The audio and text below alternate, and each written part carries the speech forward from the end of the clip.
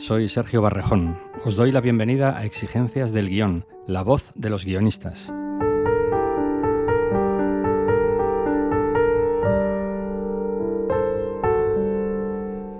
Y hoy le vamos a dar voz a guionistas de cómic. Paul Sánchez se reúne en las oficinas de Dama en Madrid con los autores de Posturismo, La fábrica de papel y Abandonados. Un poeta, un pintor y un cineasta entran en un bar, pero no es un bar cualquiera. Se trata del mítico Café Gijón de Madrid y estamos en 1927. Para hacerse un hueco en la tertulia de moda, estos tres tipos deciden montar una vanguardia que llame la atención y para hacerlo empiezan la casa por el tejado, sacándose de la manga un decálogo improvisado. Así arranca Posturismo, un cómic dibujado por Tomeu Piñá y escrito por Ángel Pazos y Alejandro Pérez. Presentasteis Posturismo en el Café Gijón. ¿Qué es el Café Gijón y por qué es importante el Café Gijón para vuestra historia? El TVO va de intentar aspirar a una tertulia. En el siglo XIX, principios del XX, en España había un montón de tertulias. Alejandro Pérez. La gente iba a las tertulias como hacía zapping. O sea, la gente sabía dónde estaban sus amigos porque sabían que le gustaba la tertulia de Machado en el Café Comercial. Pero claro, había muchas tertulias y nosotros convertimos en el TVO la tertulia como objeto aspiracional. Y si hay muchas, pierde mucha fuerza. Entonces lo que hicimos fue concentrar todas las tertulias posibles en una, algo que es completamente imposible porque el ego de todos ellos sería incompatible. O sea, no podrían estar juntos, salvo que alguno de vez en cuando visitara a la de otro. Pero están Unamuno, Valle Inclán, están Gómez de la Serna y Cansinos Asens, que eran rivales que se habían enfadado 20 años antes. Y el sitio para hacerlo era el Café Gijón, que estaba abierto en la época, abrió a finales del siglo XIX. Y además en Madrid supongo que hoy por hoy sería el sitio donde la gente en el imaginario colectivo se asocia más a tertulia literaria y tal. Ángel Pazos. Entonces, por simplificar, nos inventamos una tertulia que es una fantasía, nunca pudo ocurrir, como dice Alex, y lo pusimos en lo que más nos recordaba, lo más nos rimaba de alguna forma con la época actual. Claro. El Café Gijón. La historia es de tres protagonistas, digamos, tres artistas que quieren crear una vanguardia. Bueno, son tres tíos que quieren ser famosos. Vale, son tres personas que hoy en día pues se harían a lo mejor youtubers o influencers o irían a algún evento de alguna marca a intentar colarse para conocer a, se iba a decir Dulceida, es que no sé mucho de influencers, eso ya es viejuna, ¿no?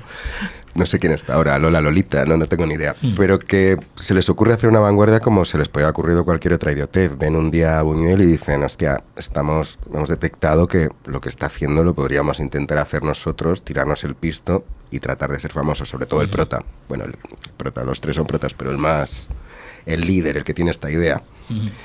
Y entonces, bueno, montar una vanguardia con la única intención de intentar entrar en la pomada.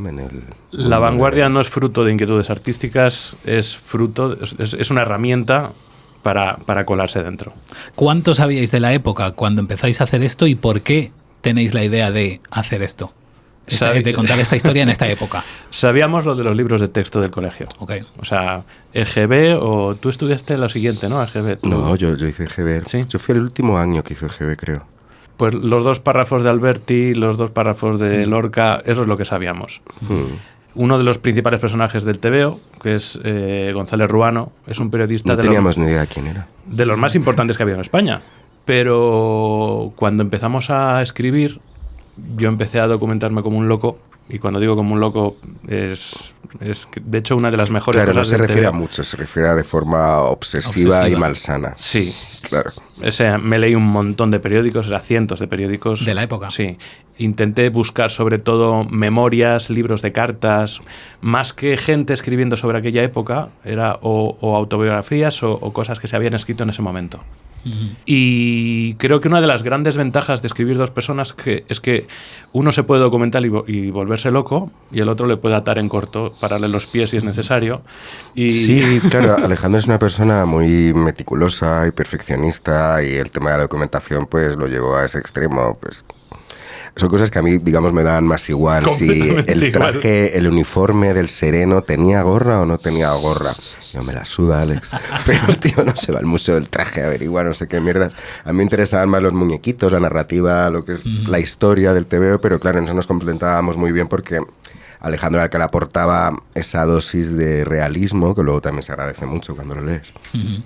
Me pasasteis el guión del cómic y me parece muy interesante porque ya el guión no era solo descripción, que es lo que suele ser más habitual, ¿no? De cómo van a ser las viñetas, tal, claro. Sino que vosotros lo teníais ya estaba dibujado. Todo, sí. O sea, bueno, haber dibujado sí, mal, con muñequitos hechos muy cutres. Con palitos, claro, sí. Es con un palitos, poco lo que hacía Harvey Pickard también, el autor de American Splendor. No sé si habéis visto la peli, aunque sea. El cómic está muy bien, pero porque además contaba con distintos dibujantes. Por ejemplo, luego se lo pintaba encima Robert Crumb o gente así muy top. Pero él hacía sus dibujitos, sus palitos, sus bocadillos, su situación, y luego pues contrataba a alguien que lo hiciera bien, como en nuestro caso fue Tomeu Piña, que es un dibujante alucinante. Y nada. Queda precioso. Ahora es otra cosa. Ángel, su parte de documentación que aportó fue precisamente el conocimiento de los cómics.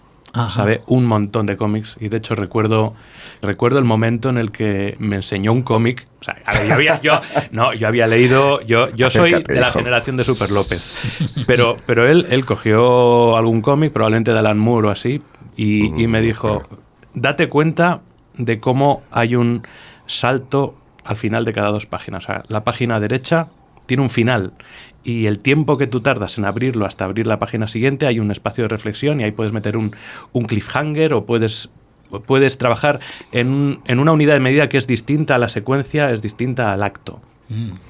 Esto es súper interesante, claro. Y eso, yo flipé con eso.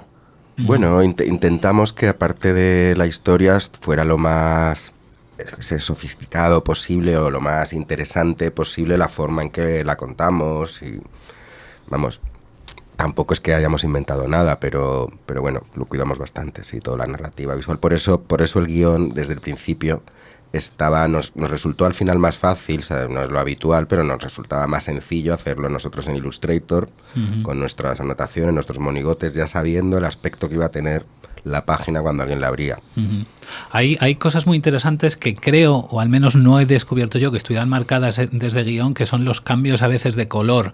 ¿Eso ya fue cosa de Tomeu? No, ya estaban desde el principio. Estaban todos, porque sí. Algunos sí que he notado, pero otros no los he llegado a ver. Estaban todos, lo que pasa es que estaban pintarrajeados de mala manera, igual no te acuerdas, pero sí, el cuadro de... Bueno, no queremos hacer muchos spoilers, pero sí, los cambios de color, los momentos en los que cambia o se vuelve un blanco y negro total o de repente tiene, en lugar del color café que tiene habitualmente el cómic, pues a lo mejor es una masa entera de color café y con la línea negra dibujada.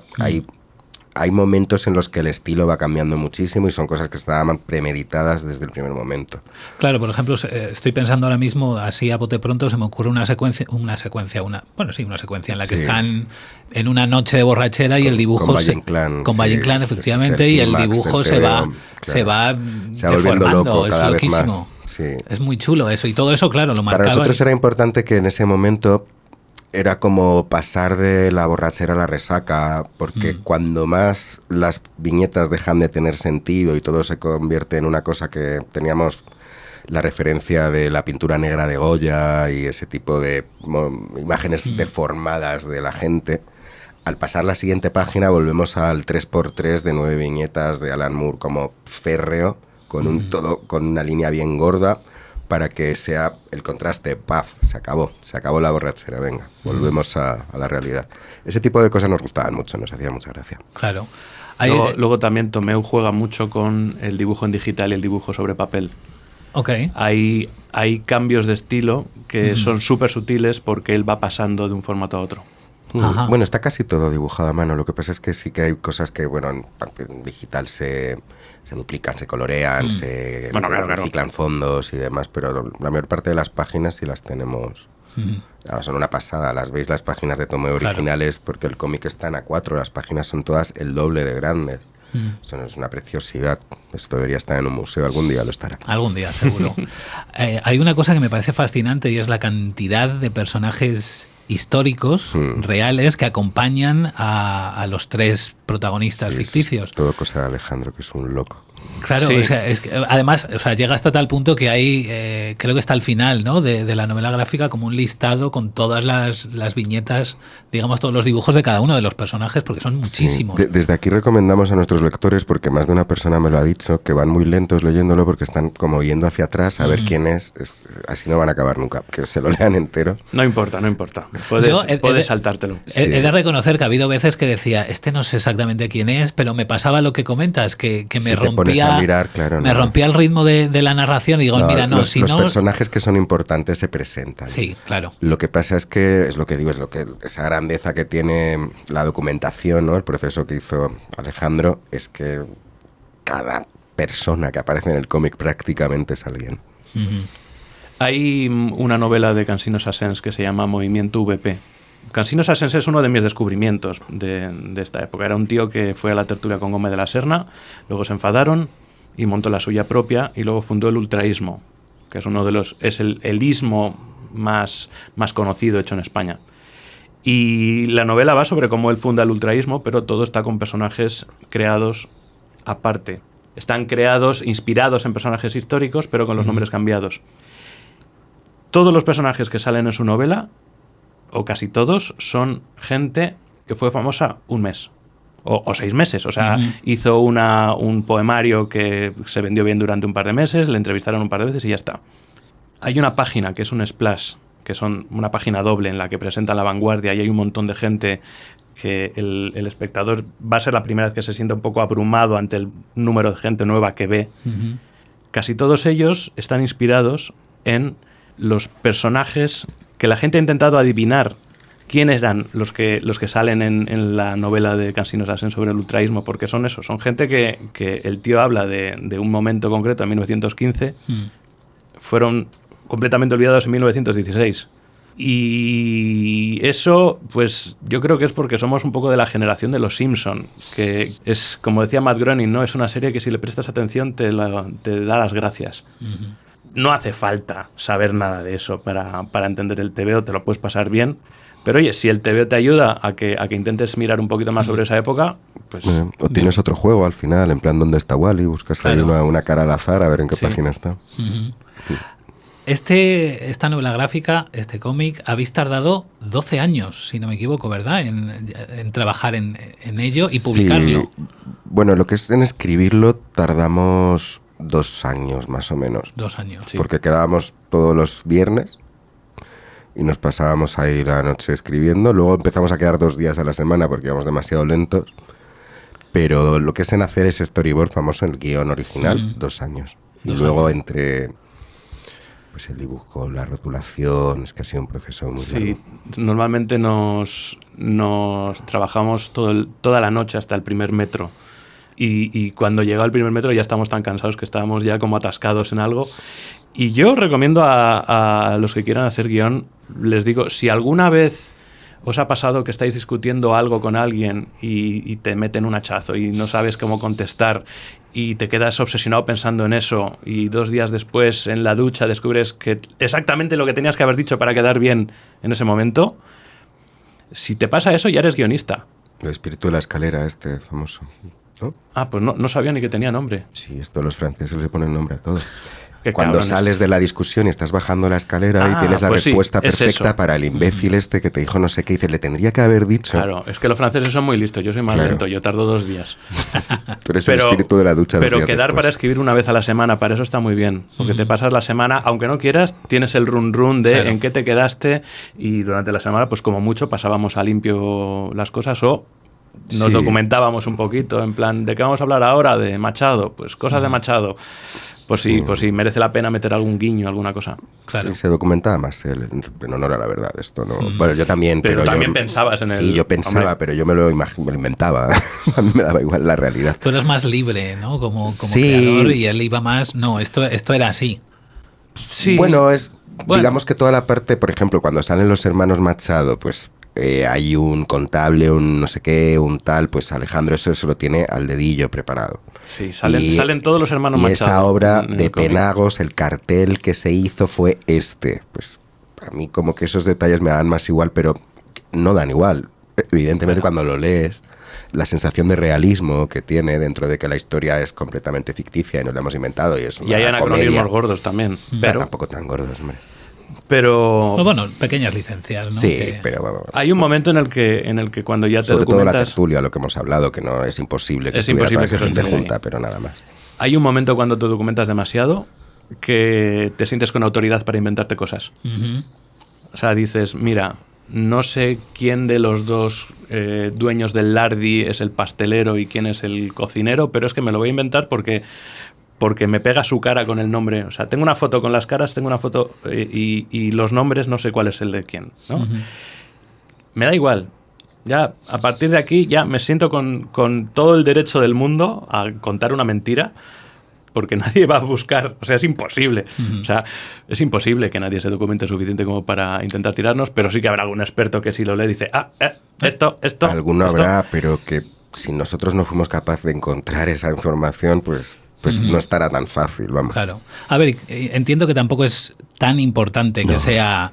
No lo es que esté nada. pegado a la realidad, porque al final estáis contando una historia. Es un completamente cuento. mentira. Claro. Es como, yo qué sé, Forrest Gump o este tipo de pelis que es como testigo de la historia y pasan cosas reales, pero la historia es completamente ficticia. Nosotros, si alguien quiere tirarnos el TV, nosotros recomendamos a todos los expertos que se lo compren y que encuentren todos los fallos que quieran y que nos los digan. Nos mandáis los fallos y el ticket de compra y nosotros, para la siguiente edición, cambiamos lo que queráis. Durante la presentación, alguien, aquí fallo mío, no apunté quién dijo esta frase, pero alguien dijo, hay algo aspiracional en el postureo. Pues podría haber sido cualquiera. Cualquiera pero de vosotros. Puede haber sido Ignatius y puede... puede es que ser está montando justo ahora la presentación, creo que sí, que es posible que fuera yo. Puede ser que fueras tú, no sé, o el otro Nacho, los Nachos, teníamos a... Sí, a Nacho Galondo. La presentación probablemente para cuando subáis esto estará ya subida a internet. Si buscáis presentación posturismo en YouTube la podéis encontrar. Claro, así pueden descubrir lo divertida que fue esa presentación, que fue todo un espectáculo. ¿Tú crees? No sé, como estamos ahí de cháchara, yo me lo pasé bien, pero yo no sé si a alguien más le puede interesar escucharnos charlar. La persona que esté interesada en leerse posturismo, yo creo que esa presentación le va a parecer muy interesante porque en parte refleja lo que esas tertulias, ¿no? Yo creo que, no sé si así lo planteasteis, pero Sí, da la sensación de que era, pues eso, acudir y estar presente en una tertulia, en un café, en el Café Gijón. La gente estaba muy contenta de haber participado en una tertulia. De haber sentido, pues, oye, en el Café Gijón todavía se puede arañar algo de historia, ¿no? Rascar un poco de historia, de sentir lo que se sintió en otro tiempo. Efectivamente. Pero lo aspiracional, o sea, para mí es aspiracional haber compartido una tertulia en el Gijón con Vigalondo y con Ignatius Farray. Ya es como un... O sea, yo ya, o sea, llámalo postureo, llámalo como quieras. Postureo es fingir que eres más interesante de lo que eres de verdad. Tengo una tesis larga sobre este tema, pero... Y creo es verdad que, que tiene una tesis larga sobre este tema. De hecho, la voy a publicar pronto. Ah, sí, ¿eh? Sí, que es pues que suena como... atento. Pero no, es que es que es cierto. este tipo de cosas que parece que una persona normal las dice de forma figurada son reales.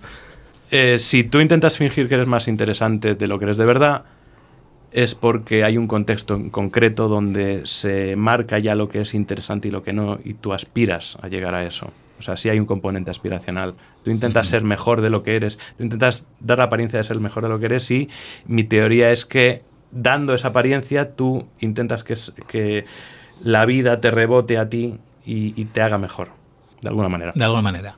Estaba pensando algo que has dicho antes, Alejandro, y durante la documentación leíste muchos periódicos de la época. ¿De ahí viene el que metáis portadas del Heraldo? Total. Sí. O sea, Ángel me cortaba cada vez que me pasaba con la documentación, me dijo, no hace falta esto, pero en los periódicos me dio bastante manga ancha y me dejó meter un montón de cosas. Hay muchas noticias que son cogidas tal cual, alguna está un poco resumida, alguna tiene un papel importante dentro de la historia del TVO, incluso dentro de la historia real de aquella época. Y hay muy poquitas que son inventadas, casi todas son amalgamas de varias historias. Hay una página entera muy curiosa de la crisis del teatro, que es una sección que estuvo en el Heraldo de Madrid durante 2 o 3 años. Y era porque porque, claro, o sea, el teatro que había estado ahí toda la vida, pero llegaba el fútbol, llegaba el cine, llegaba la radio. Bueno, y del cine también. Hay publicada en el periódico, que esa es una noticia, una columna real, una columna de Buñuel poniendo a parir Metrópolis, porque dice que esto ya es un cine comercial, de espectáculo, que esto es basura para el pueblo, ¿no? El vulgo. Estas páginas, estas portadas, las utilizáis, me da la sensación, como para separar capítulos, ¿no? Sí, episodios. A modo de elipsis. Sí, tenemos relación con uno de los herederos de la familia propietaria del Heraldo de Madrid. O sea, ya no son propietarios. El Heraldo de Madrid, ya la compañía se disolvió hace mucho tiempo, pero le gustó mucho ver lo que habíamos hecho y tenemos algún libro suyo. Qué guay. Nos dio la bendición el tío que más sabe de España sobre el Heraldo de Madrid. Sí, sí. Y también quien no quiera se las puede saltar, pero si te las lees es como, pues bueno, están llenas como de easter eggs, por llamarlo de alguna forma, que sí que tienen que ver con la historia. La historia o lo que sucede continúa en el Heraldo. Por ejemplo, es importante, hay un momento cuando presentan Su Vanguardia, González Ruano luego les hace una crítica, que obviamente es así, la hemos escrito nosotros, y al día siguiente aparece publicada en el Heraldo, ya vemos esa crítica que formará parte importante de la historia. Otras no, pero hay algunas que sí que son más o menos interesantes. Ya que esto está grabándose en Dama, ¿sabía que sobre la Sociedad General de Autores?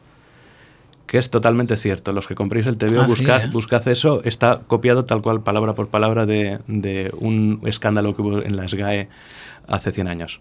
Interesante. Ahí queda como pildorita para todos los amigos de Dama. Sí, que nos están escuchando. Ya para ir terminando, también en la presentación comentasteis que en algún momento Posturismo iba a ser un cortometraje. Bueno, empezó siendo un cortometraje. Nosotros habíamos hecho un corto en el No Todo Film Fest, que tuvo un relativo éxito, sobre todo para la época en la que la viralidad era una cosa más fácil de conseguir porque había más campo. Personas también, claro, no era mucho más. Era muy endogámica y entonces, bueno, pues salimos en algunas revistas como... ¿Quiénes son los autores? ¿Quiénes son los autores fue anónimo, de esta historia? Fue anónimo aquello. Claro. Queríamos hacer una secuela. Iba a ser pues un día en el Picnic, luego pasó a ser un día en las Vanguardias, como una especie de lugar en el que a lo mejor podía estar Quevedo sentado con, yo qué sé, Pedro J. Mezclar así, y poco a poco le fuimos eliminando todos los anacronismos hasta dejarlo más convertido en una cosa de 200 páginas. No sé cuándo se nos fue de las manos, la verdad. No, yo recuerdo que había un archivo de Illustrator precisamente que tenía una plantilla para 40 páginas. Nuestra aspiración original era hacer una cosa de 40 páginas. Wow. Y si miras las versiones puedes ver cómo voy ampliando la plantilla a 80, a 150 y al final a 200.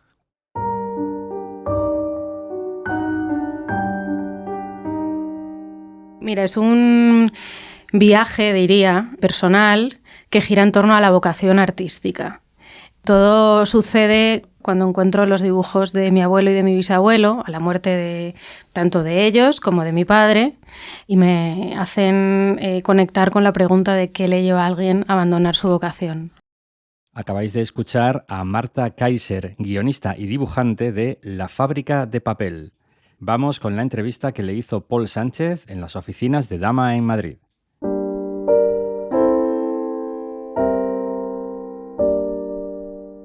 El fallecimiento de tu padre parece un detonante tanto para la Marta protagonista como para ti, la Marta creadora. Sí. ¿Fue así como lo sentiste en su momento o fue algo que experimentaste, o mejor dicho, que te diste cuenta a posteriori? Pues yo creo que ha sido todo un poco parejo. Es decir, todavía tengo ciertas dudas de cuál ha sido el detonante. Efectivamente, el caldo de cultivo es la muerte de mi padre, pero el detonante de la novela es el darme cuenta de que no conocía a todos los personajes que se desarrollan, que desarrollo en el guión, y encontrar objetos que me hablan de ellos y que al mismo tiempo hablan de mí. Uh-huh. Esos objetos, esos personajes, ¿los estás conociendo, los estás encontrando, esos objetos, a medida que tú estás escribiendo el guión? Es decir, ¿lo estás haciendo con la intención de construir esta historia o te los encuentras en tu vida y a partir de ahí empiezas a construir el guión? Pues más bien lo segundo. Es decir, antes de la construcción del guión hay una necesidad de recopilar mucha información, sin saber todavía dónde me va a llevar. Sobre los personajes, sobre aquellos dibujos, las fotografías, el viajar a unos lugares y a otros. Yo todavía el guión no lo tengo. Bueno, es que para que te hagas una idea, no tenía ni final cuando me puse a Tengo una pregunta sobre el final, pero la voy a dejar para el final de la entrevista. Vale, perfecto. Entonces, digamos que hago un proceso muy exhaustivo de recopilación. Yo suelo trabajar así, también incluso en la arquitectura, ¿no? Hago una labor de estudio muy profunda y cuando ya entiendo bien de qué va todo, entonces encuentro el germen o un poco la piedra o las piedras angulares alrededor de las cuales ya sé qué voy a contar. Pero primero como que me nutro de muchas cosas y luego ya empiezo a concretar. Vale. Has mencionado algo que a lo mejor a los exigentes que nos están escuchando les sorprende. Has dicho lo de arquitectura. Sí. Porque tú eres arquitecta también. Sí. Entonces, ¿en qué medida ser arquitecta y ser guionista se alimentan la una a la otra? Pues yo te diría que desde el punto de vista de la estructura a mí me ha ayudado mucho. Ya te digo, como el proceso fue al principio más o menos caótico, toda esta parte de síntesis y de conexión de unos lugares con otros, unas emociones con otras, unos personajes con otros, incluso también pues el propio desarrollo del guión, donde está el germen, después dónde me voy al segundo acto, cuál es pues el detonante de que me lleva de un punto a otro. Tener muy clara esa estructura, yo creo que tiene mucho que ver con mi faceta de arquitecta. Para que te hagas una idea, una de las primeras cosas que yo hice fue un Excel. ¿sabes? Ah, muy bien. Que le presenté a mi editora y me dijo, yo entiendo que todos tenéis procesos y maneras de aproximar distintas, pero no entiendo nada. Entonces, pero yo sí necesitaba esa concreción de decir, bueno, ahora estoy en el primer acto, ¿qué 3 o 4 cosas pasan que me llevan a la siguiente? ¿Y qué es lo más importante de aquí? Que sin eso no sería posible construir el segundo acto y así sucesivamente. La fábrica de papel nace para encontrar quién era tu padre o para encontrar quién eras tú. Ambos. Lo que pasa que yo he tenido mucha reticencia a mostrarme, te diré, la idea de mostrarme yo como protagonista incluso, o sea, no existía. Tenía un pavor a mostrarme yo. Entonces, yo supongo que la excusa era voy a conocerle a él para conocerme a mí y que el espectador o el lector no se entere de que en realidad esta es mi voluntad. Pero si quería ser honesta, tenía que ponerme ahí. O sea, ¿cómo voy a investigar sobre qué le lleva a alguien a abandonar una vocación si yo estoy en esta, si no me expongo, ¿no? ¿Cómo lo hiciste? ¿Cómo es ese trabajo a la hora de filtrar la realidad y contar una historia con todos los elementos que puede tener? Pues mira, yo he pasado cuando hablaba de esa recopilación muy exhaustiva, no solo son objetos, son también situaciones y vivencias mías y de los personajes. Es decir, una colección tremenda de todo eso, que simplemente me sirven para llegar a la raíz de qué es lo importante.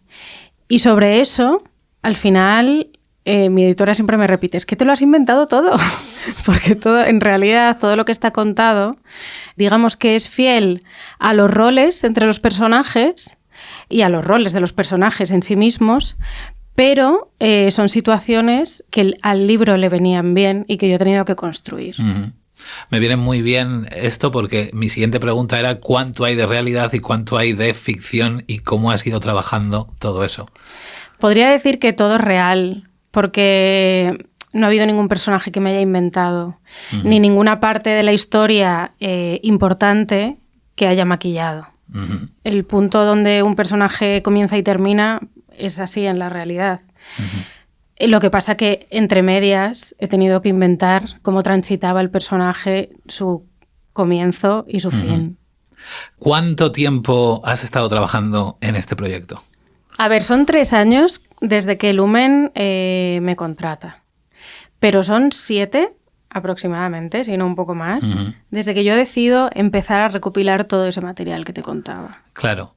¿Y qué significa la entrada de Lumen? ¿Cambia en algo tu aproximación al trabajo? Sí, pues cambia. Yo creo que el hecho de ya tener esa perspectiva me hace ponerme las pilas mucho más, adquirir mucha más responsabilidad con el proyecto. Y luego, Cuando me llega el contrato, Lola, mi editora, me dice, ya te puedes poner a trabajar. Y a mí eso me sirvió como motor ya para... Yo me trasladé a la casa de Cebreros y ahí encontré el final. Cebreros es el lugar en el que ocurre la historia. Sí. Es el pueblo donde mi familia, mi padre y sus hermanos tenían una casa familiar y allí iban los veranos. Entonces es su lugar de arraigo. Y ahí te trasladas a... Iba a decir a escribir, pero ya tenías parte escrito, entiendo. Yo tenía una estructura de guión previa, donde sí que había algunas situaciones que luego rescaté, pero digamos que cuando llega Lumen, el guión otra vez empieza a desgranarse, se disuelve y digamos que comienzo un poco de cero. Como un poco de cero. Qué curioso eso. ¿Cómo es el proceso tuyo de guión? Cuéntame un poco cómo ha sido. Mira, esto es interesante, sobre todo también de cara a si hay personas que lo escuchan que no han hecho un guión en su vida, como era mi caso, es interesante, supongo. Yo es verdad que cuando empiezo a entender mejor las mecánicas del guión, empiezo por una escaleta. Pero en el previo empecé a hacer como fichas de personajes, por un lado, entender sus motivaciones, entonces saber ponerme en su piel ya me permitía construir cualquier situación más o menos verosímil. Eso había sido un paso previo. Y luego, antes de esa escaleta también, empecé a hacer una recopilación como de situaciones o secuencias que me interesaba, no solo a nivel visual, que por supuesto, sino también como poético, que de alguna manera también conectaban con mi voluntad de crear, que permitían ir haciendo rodar la historia. Y en esa más o menos síntesis de quiero que los personajes pasen por estos lugares y ya sé quiénes son, pues ya sí hubo un trabajo, cuando ya entendí mejor las mecánicas del guión, hubo un trabajo de voy a hacer una escaleta. Y ya voy a estructurar bien y voy a saber el primer acto que contiene y cuáles son los puntos de giro y qué situaciones siembro en un punto y recojo después, eso sí. Y cuando ya eso estaba claro, pues hice un borrador gráfico. Antes de eso, cuando la escaleta estuvo clara, me puse a hacer guión literario. Y entonces ahí describí todo, con sus secuencias, también pues cómo era visualmente, incluso los diálogos. Y una vez ya así tuve eso, pues lo dividí en páginas, teniendo en cuenta qué ritmo llevaban las secuencias, pues así le metía más o menos viñetas en las páginas. Es decir, si había más necesidad de silencio eran dobles páginas, si había ritmos más rápidos, pues eran 10, 12 viñetas por página, ¿no? Claro, aquí hay algo interesante y es que tú no solo es tu primera novela gráfica, no solo escribes tu primer guión, sino que además la dibujas tú. Sí. ¿Cómo encontraste un estilo visual? Pues también a base de probar. Yo cuando empiezo con esta novela, hace como unos 7 años, mis dibujos eran pues muy carboncillo, semipenumbras y dibujos como viejunos, te diría. Y fue medio casual. Yo le presento estos dibujos a la editora y me dice, me gustan mucho, son muy sugerentes, pero va a haber un problema de impresión. Que todo lo que tú ves en la pantalla no se va a apreciar. Claro. Entonces eso me obligó a ir probando. Y según matizaba diálogos, iba probando formas de expresión gráfica. Algo que me llama mucho la atención de cómo cuentas la historia a través de las imágenes es que utilizas no solo dibujos, sino que utilizas fotografías reales también. ¿En qué momento te diste cuenta de que iba a ser una de las herramientas que ibas a utilizar para contar la historia? Pues como algo menos de un año antes de entregar definitivamente. O sea, lo que sí tenía claro es que toda la documentación fotográfica real de álbum familiar y cartas y todo esto sí que iba a aparecer. Porque esto ya me estaba hablando de ambiente, de relaciones entre personajes, de memoria. O sea, me trasladaba directamente allí y dibujarlo me parecía que le iba a hacer flaco favor. Eso lo tenía muy claro. Pero había como una especie de síndrome de impostura de, vale, pero si algunas fotografías, por ejemplo, del Madrid antiguo, simplemente las uso como referencia y las dibujo yo, porque claro, dibujar mucho mejor que... ¿no? Pero luego fue de, voy a ser honesta con esto. Claro. Sobre todo hay un carácter documental muy impregnado. Me parece buena cosa. Además es que luego empecé a ver que empastaba bien. Y luego pues también había una cosa de, no me va a dar tiempo a dibujar todo. O sea que también había, aparte de lo creativo, estaba también lo funcional, lo práctico, ¿no? Sí, totalmente. Quiero indagar un poquito más en esto, porque llegas incluso ya hacia el final a incluir dos cosas a la vez. En un dibujo ya metes una imagen real de una cámara. Sí. La cámara es un objeto súper importante en la novela, casi como, no sé si atreverme a llamarlo MacGuffin, pero de alguna manera sí. Entonces me parecía que igual que la potencia de las imágenes de archivo familiar residía en ellas mismas, porque ¿no? te traslada al lugar de la escena, retratar la cámara real también me permitía como conectar con algo que nos unía a los dos, a mi padre y a mí, ¿no? Si lo hubiera dibujado, creo que se hubiera quedado un poco descafeinado y que con ese carácter documental rescatar ese objeto y poner su fotografía real le daba peso. Yo te he leído en otra entrevista que tú has tenido conversaciones ficticias, digamos, con tu padre durante el desarrollo del guión y del trabajo de este cómic. Sí. ¿Cómo fueron? ¿En qué momento surgieron? ¿Cómo han alimentado el trabajo? Pues surgen en momentos donde no estoy trabajando, pero claro, a lo largo del proceso de un guión o de un libro, a lo largo del proceso de una obra en general, es como que la obra va contigo a todas partes. Claro, entonces cuando dices no era una conversación de trabajo, es decir, no estabas trabajando y decías conscientemente voy a intentar tener una conversación con mi padre para ver qué encuentro, sino que ocurrían más en tu vida personal, entiendo. Eso es. Sí, porque claro, de alguna manera estoy haciendo un proyecto que versa sobre ti, sobre mi padre en este caso, hablando como dirigiéndome a él. Y parece que no te he contado nada. Entonces, yo qué sé, a veces tenían como ese carácter un poco de confesionario o de, muy intimista. Y otras veces también tenían que ver con la necesidad de hablar de él en el proceso de duelo. ¿El proceso de duelo ha durado todo el desarrollo del guión, del trabajo, o has notado que cerrabas el duelo antes? Yo creo que he cerrado, al poquito antes de entregar. Poquito antes de entregar, o sea, son unos cuantos años. Sí, porque es que necesito poner muchas palabras y colocar muchas cosas. Entonces también yo creo que por eso se ha alargado un poco el libro. Y en ese proceso de duelo también pasa que la persona que está viviendo el duelo no es, o sea, al principio es una y cuando ya lo pasa es otra.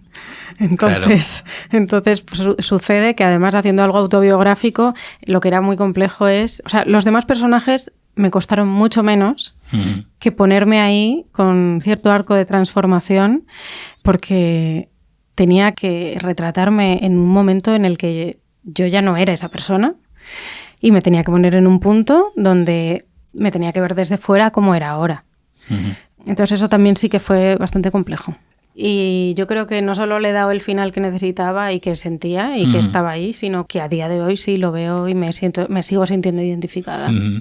¿En qué momento encuentras el final? Alerta spoiler. Pues hay dos finales, uno que tiene que ver conmigo exclusivamente, que tiene que ver con ese cierre, de alguna manera.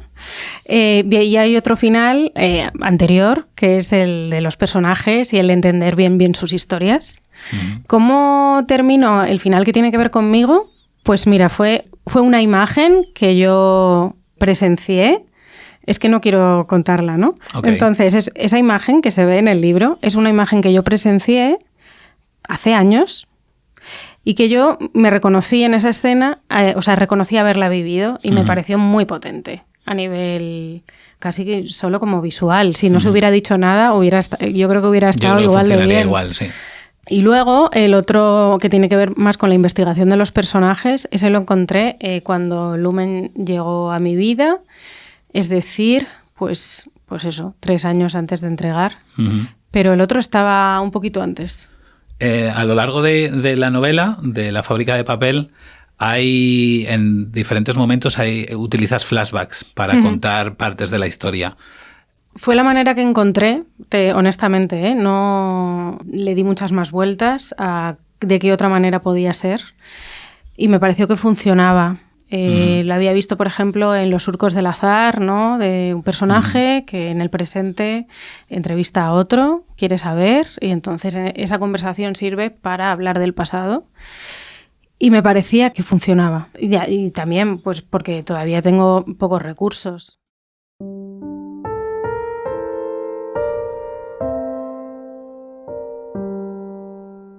Y cerramos este episodio especial de cómic con un habitual del podcast, David Muñoz, que recientemente ha publicado Abandonados, su 7º álbum con el dibujante Tirso Cons, un proyecto que lleva gestándose 10 años.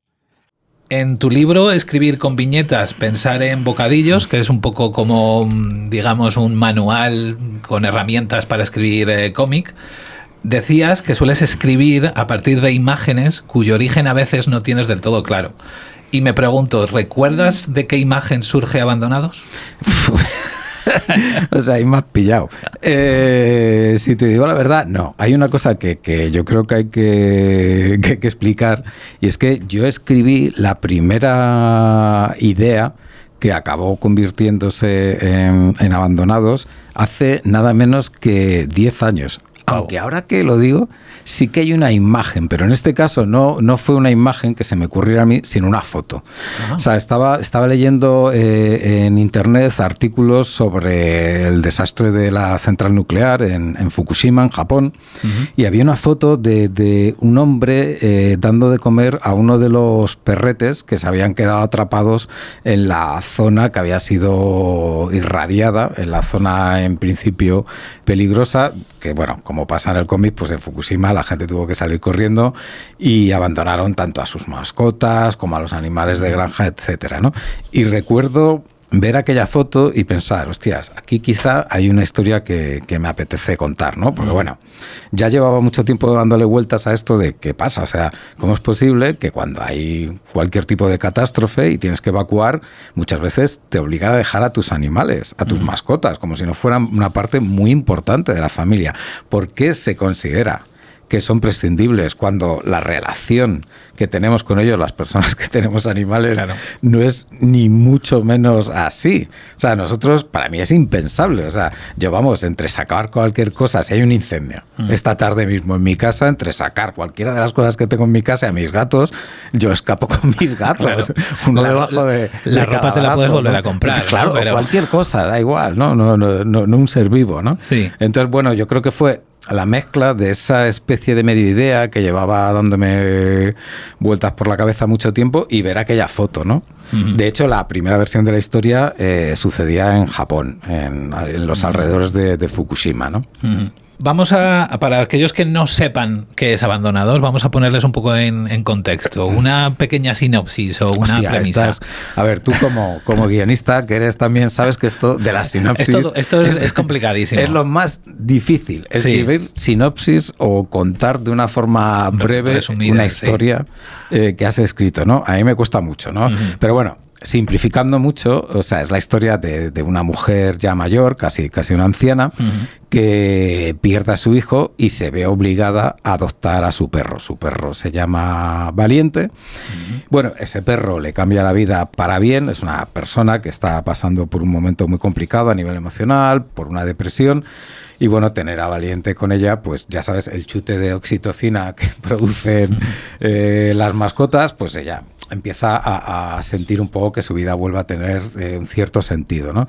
Y entonces, ¿qué ocurre? Hay una central nuclear cerca de su casa, esa central sufre un accidente y ella se ve obligada a abandonar a su perro. Y a partir de ese momento seguimos en paralelo, por un lado, la historia del perro abandonado, de Valiente, que es un husky, y la historia de la protagonista. Y de alguna manera contamos cómo, de maneras muy diferentes, por supuesto, cada uno de ellos pues reconstruye o reencamina su vida, ¿no?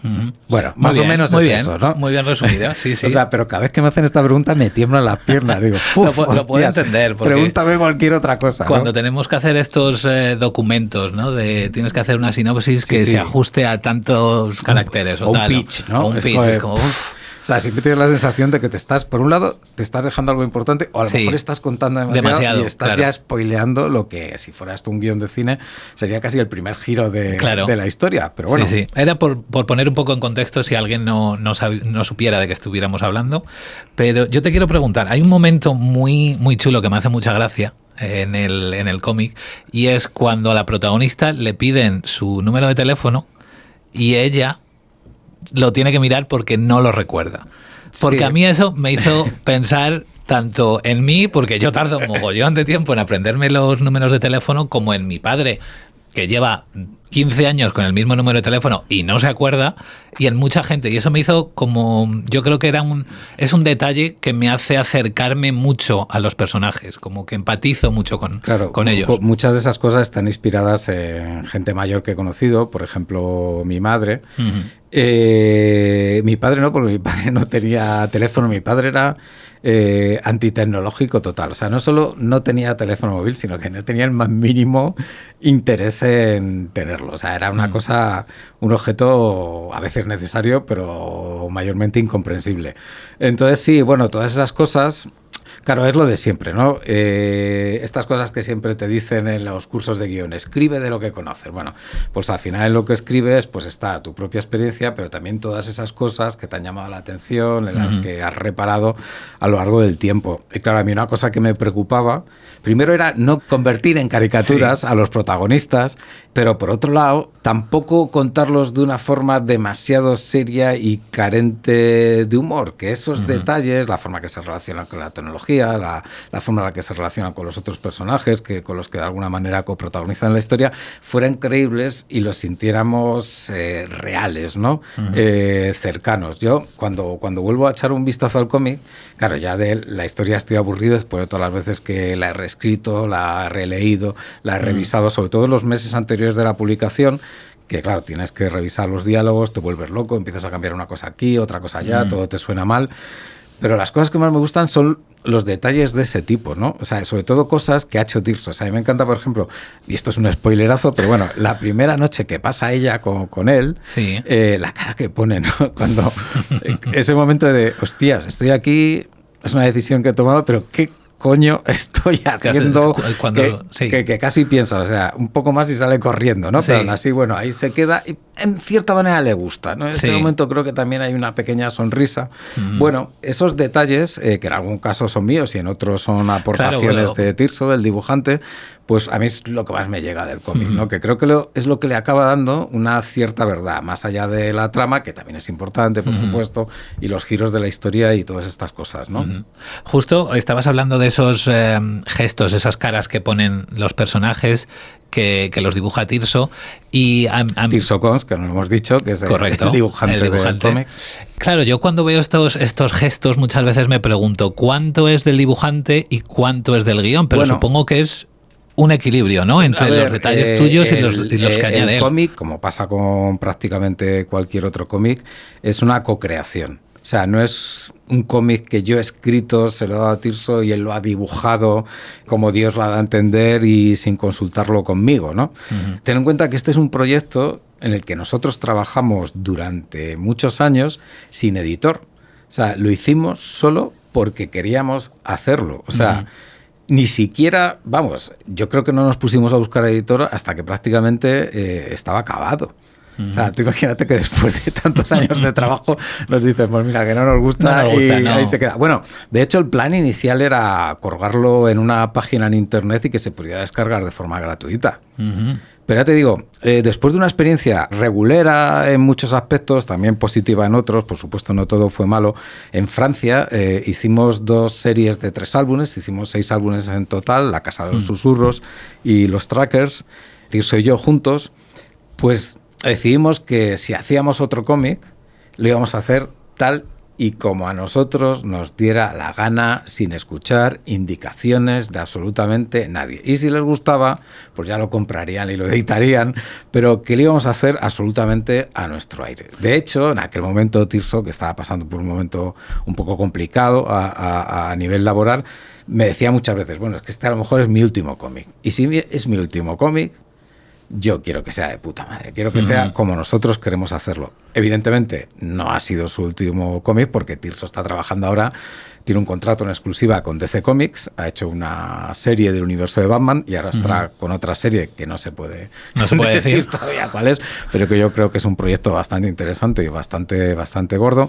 Pero ya te digo, en aquel momento era vamos a hacerlo como queremos. Entonces, una peculiaridad que tuvo respecto a otras colaboraciones nuestras y respecto a mi trabajo con otros dibujantes es que yo no escribí un guión técnico. O sea, yo lo que escribí fue un guión en el que dividía la acción en páginas, pero simplemente estaba descrita la acción, lo que ocurría, como en un guión de cine, y el diálogo.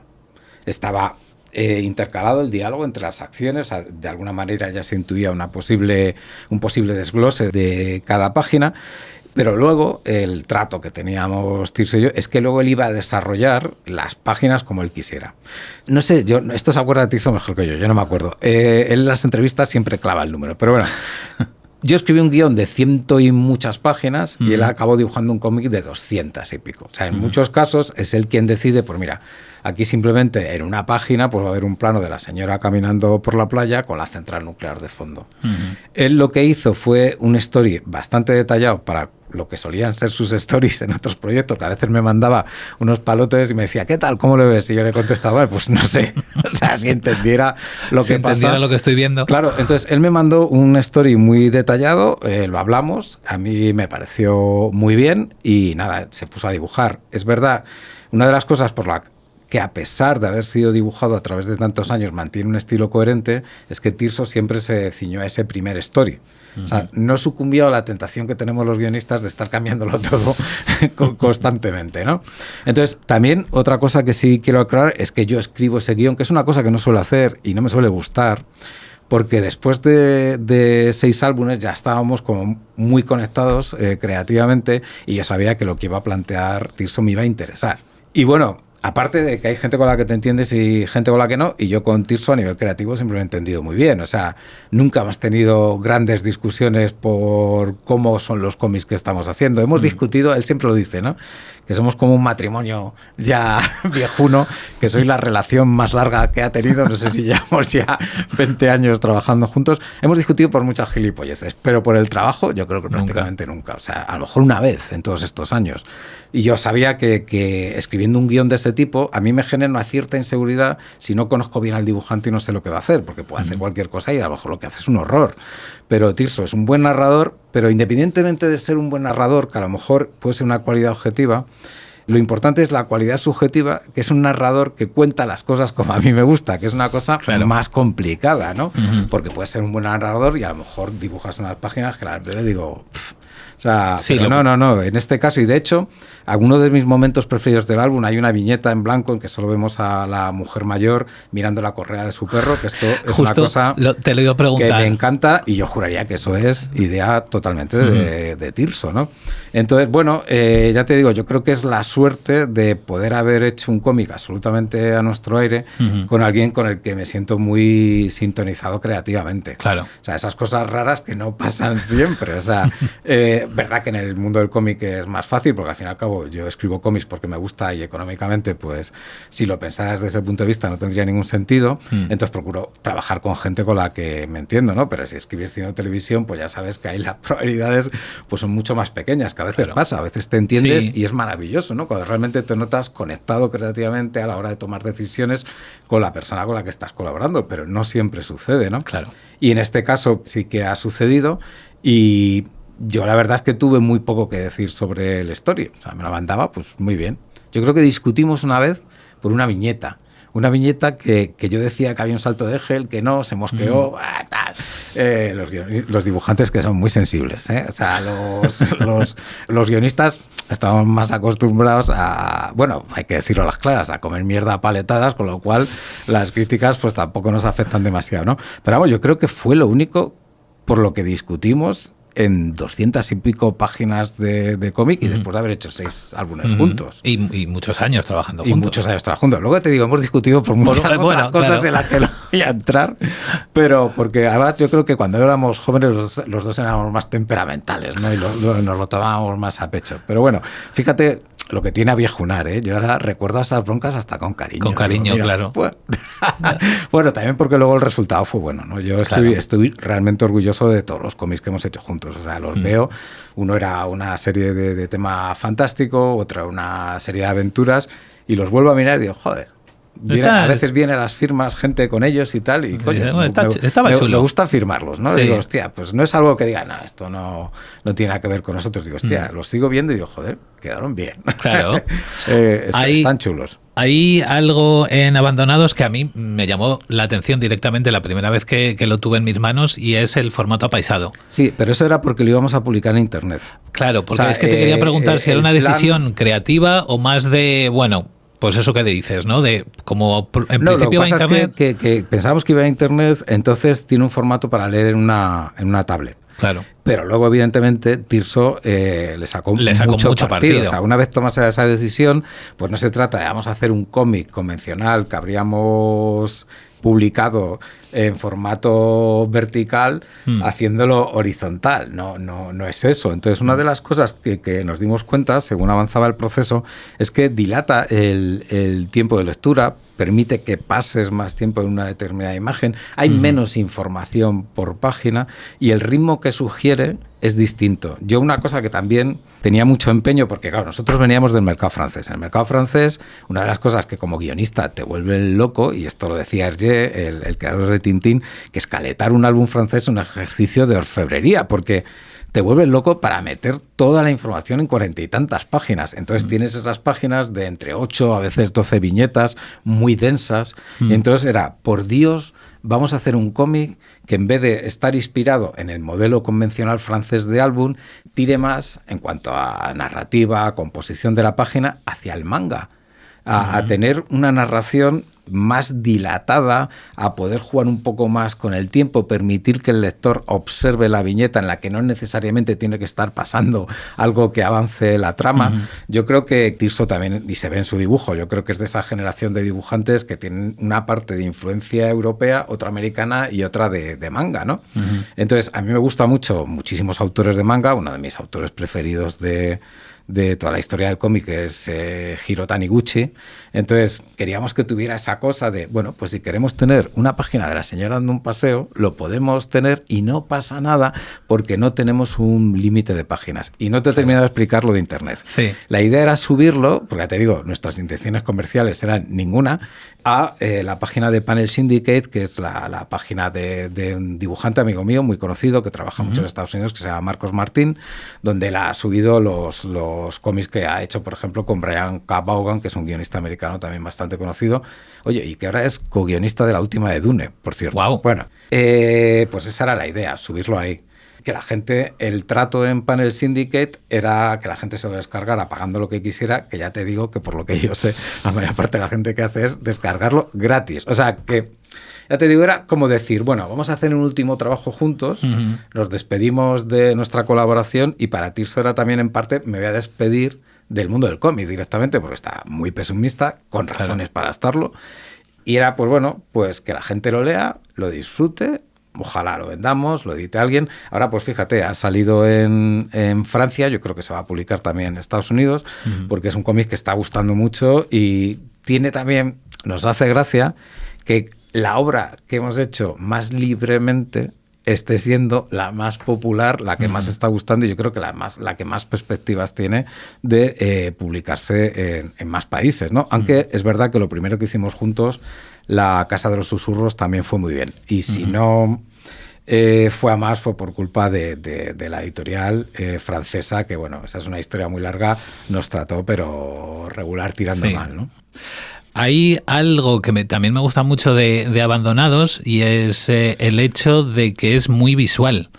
Tiene poco diálogo. Tiene muy poco diálogo, efectivamente. Fíjate, una cosa graciosa es que ahora cuando se ha editado en Francia, aparte que lo han remontado y lo han publicado en formato vertical y es un pedazo de tocho, es que querían más diálogos.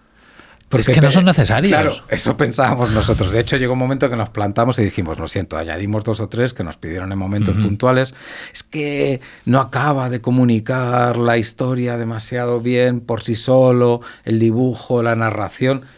Y claro, en todos los cómics que habíamos publicado en Francia, la gente habla mucho porque tienes muy pocas páginas para comunicar la historia. Claro. Entonces, a ver, siempre hemos intentado que lo visual fuera lo dominante, pero aún así había muchísimo más diálogo que abandonados. Entonces, mi objetivo en este cómic era contar una historia de la forma más clara posible, sin necesidad de diálogos explicativos y solamente apoyándome en ellos cuando son estrictamente necesarios, dejando que el lector haga parte del trabajo, aceptando o deseando más bien que el lector va a comprender las emociones que están en juego en las escenas sin necesidad de telegrafiárselas. Y bueno, por las reacciones que ha habido con la publicación del cómic en España, yo creo que la gente lo entiende perfectamente. Pero es que nos decían incluso comas, bueno, es que la protagonista no está lo suficientemente triste tras la desaparición de su perro. Bueno, ¿qué quieres que haga? Que se mese los cabellos, claro, grite arrojando. Está jodida. Lo que pasa es que es una persona, y eso es una cosa que era muy importante para mí, con una personalidad fuerte. En muchos aspectos está inspirada en mi madre, que era un poco así, ¿no? Entonces, yo era lo que quería mostrar, ¿no? Cómo debajo de esa aparente fortaleza hay mucho dolor que se descubre en pequeños gestos que no son gestos melodramáticos. Claro. O sea, son pequeños gestos que yo creo que significan mucho si realmente estás conectado con la historia y con el personaje, ¿no? Claro. Entonces, había una parte de la relación con el editor francés, tuve una conferencia con él, viéndonos caras ahí por primera vez a través del ordenador, que dices, a ver, que no hace falta. O sea, claro, lo que pasa es que te digo, llegó un momento que dijimos, no, se entiende.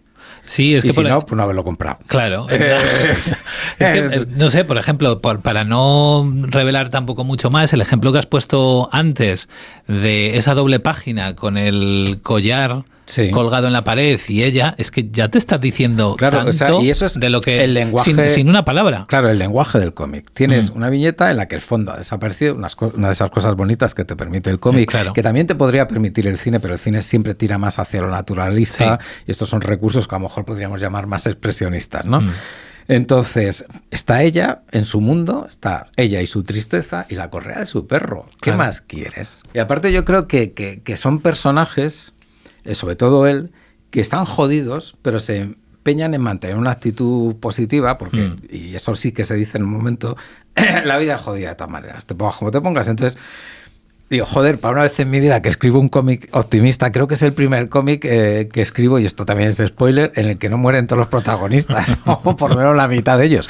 Entonces dices, joder, o sea, realmente yo creo que no hace falta más. Ya te digo, por la reacción de los lectores, los que nos cuenta la gente que no ha leído, es que no hace falta. Y luego yo de verdad tengo mucha confianza, la tenía y la sigo teniendo después de ver el cómic publicado, en que Tirso sabía comunicar esas emociones.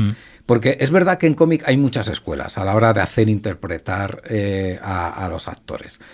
En un extremo, digamos, que por simplificar, estaría la escuela Will Eisner, donde los personajes, que era un gran autor, por otra parte, pero es verdad que a él le gustaba que sus personajes gesticularan como si estuvieran en una obra de teatro muy lejos del espectador, y la única manera de transmitir las informaciones, las emociones, fuera a través de grandes gestos, ¿no? Pues eso, brazos que se levantan, que se extienden, gritos. Claro. Y en otro lado, pues estarían toda esta legión de, que esto es horrible, Will Eisner era un ejemplo positivo de toda esta gente que hace como fotonovelas disfrazadas de cómics, que calca dibujos con el Photoshop y parece un desfile de robots que no comunican absolutamente ninguna emoción, ¿no? Entonces yo creo que el estilo más cartoon, más estilizado que el que había empleado en otros trabajos nuestros, Tirso, comunica perfectamente las emociones. De hecho, creo que un poquito más ya sería demasiado, sería como poco elegante, ¿no? Sería telegrafiar demasiado al lector lo que está pasando. Sí, sería dárselo ahí con cuchara, sí, ¿no? Sí, que claro, para un TVO que tiene un puntillo sentimental, melodramático, para mí era muy importante evitar la avalancha de sacarina, teniendo esa gestualidad un poco más controlada, ¿no? Lo que pasa es que estas cosas, esto sí me gustaría explicarlo, parece que Tirso y yo estuvimos hablando de cómo hacer el cómic días y días antes de que se pusiera a dibujar, y la verdad es que no. O sea, estas son cosas que siempre me ha pasado con él, ¿no? Bueno, que es que no hubo que hablarlas. A mí me ha pasado muy pocas veces en cine, por ejemplo, me pasó con Félix Vizcarret, en la película que hicimos No mires a los ojos, de esto que la primera vez que vi el primer montaje dije, hostia, es que es exactamente lo que yo quería, pero mejor. O sea, porque no es lo que tú quieres, es mejor, porque normalmente el trabajo del director debería ser mejorar y elevar lo que aporta el guionista, y en el caso del dibujante de cómics también, ya te digo, hay muchas soluciones que son puramente de Tirso, que además son de pura narrativa de cómic, que a mí jamás se me habrían ocurrido, porque el trabajo de un dibujante lo que hace todo el día es pensar visualmente. O sea, es normal que aporte. De todas maneras, incluso cuando hago guiones técnicos en los que digo lo que pasa en cada viñeta, indico el plano, siempre incluyo el siguiente texto al inicio. Siéntete libre, dirigido al dibujante, de mejorar lo que quieras. Lo único que me gustaría que lo habláramos, pero vamos, en todos los cómics que he hecho ha sido así. O sea, de hecho a mí me encanta cuando el dibujante aporta algo que creo que mejora lo que a mí se me ha ocurrido, y a mí es que ni se me había pasado por la cabeza. Me pasó mucho también trabajando con Miguel Robledo en Territorio, que había momentos que yo decía, hostias, decisiones que él había tomado de narrativa que, bueno, me parecen estupendas y no son mías. También es verdad que a veces pasa que hay ideas que tienes en los cómics que son del guionista, y como son de pura narrativa visual, no incluyen diálogo, la gente piensa que son del dibujante, pero bueno, ya te digo, es que es una colaboración. Incluso fíjate, Alan Moore, que es el guionista inglés, para mí un super ser, o sea, un grandísimo guionista, Watchmen, Cosa del Pantano, V de Vendetta, innumerables cómics, que era un tío obsesivo loco, que escribía guiones ultra detallados, que parecía una biblia. Yo creo que el pobre Dave Gibbons tardaba más en leerse el guión de Watchmen que en dibujar las páginas.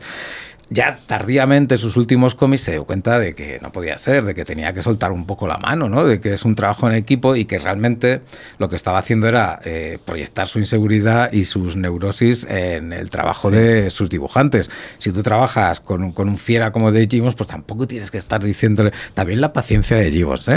Yo imagino que cuando le llegaban esos guiones, a ver, súper bien escritos, pero era como una novela. Claro. o sea, tardaba más en leerlo, lo que he dicho antes, que en dibujarlos, ¿no? Entonces, es verdad que yo nunca he sido ese guionista hipercontrolador, porque también creo que todos tenemos una forma de contar. Y fíjate, cuando empecé a escribir guiones de cómics, sí que hacía incluso hasta storyboards, y se los mandaba al dibujante, que no sé cómo no me mandaban a la mierda. Y te das cuenta de que estás proyectando tus limitaciones en el resultado final, y que al final el guionista que dirige la narrativa al 100% desde el guión, tú miras luego sus cómics y son todos iguales, da igual quién los dibuje. Entonces, a mí me gusta cuando miro mis cómics que son distintos, porque lo ha dibujado Tirso, porque lo ha dibujado Andrés Geleiva, porque lo ha dibujado Miguel Robledo, y son míos y son suyos. Claro, tienen la personalidad de cada uno. Una mezcla de la sensibilidad de ambos, ¿no? Y a mí eso me gusta. De hecho, me encanta cuando me llegan las páginas y no es absolutamente igual a lo que yo he descrito en el guión, es mejor. Son los mayores momentos de su guión, porque aparte, como yo creo que nos pasa a todos los que escribimos, llega un momento que uno está harto de su guión. Yo, otra cosa que no hago nunca es cotejar el guión con la página. Además, los dibujantes tardan en dibujar, y más en España, claro, donde no se pueden ganar la vida con ello. Entonces yo ya no me acuerdo de cómo era el guión.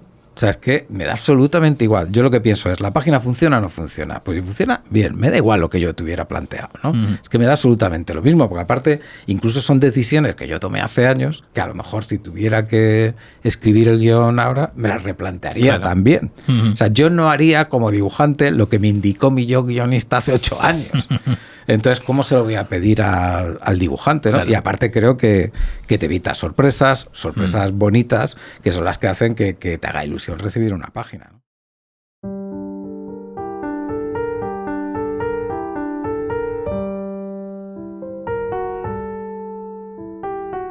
Gracias por escuchar Exigencias del Guión. Redacción y realización, Paul Sánchez. Diseño gráfico, Jorge Espejo. Música, Ana Álvarez Prada.